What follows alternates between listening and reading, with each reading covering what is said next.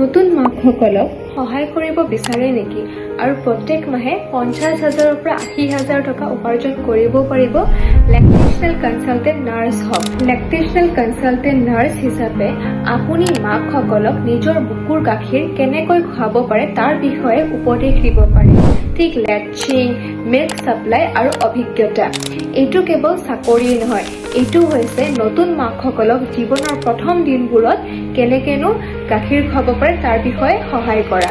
প্ৰথমে BSc nursing কৰিব লাগিব আৰু তাৰ পিছত মাতৃ আৰু শিশু বিভাগৰ যিকোনো হস্পিটেলৰ পৰা 1 বা 2 বছৰৰ বাবে অভিজ্ঞতা ল'ব লাগিব আৰু তাৰ পিছত IBCLC নহলে বা CLC নামৰ বিশেষ প্ৰশিক্ষণৰ পৰা আপুনি প্ৰশিক্ষণ লৈ পেলাই প্ৰমাণিত এগৰাকী লেকটেশনাল কনসালটেন্ট নাৰ্ছ হ'ব পাৰে। লেকটেশনাল কনসালটেন্ট নাৰ্ছ হিচাপে আপুনি চাকৰি পাব পাৰে হস্পিটেল, ক্লিনিক্স আৰু ঘৰুৱা কনসালটেন্সি হিচাপে।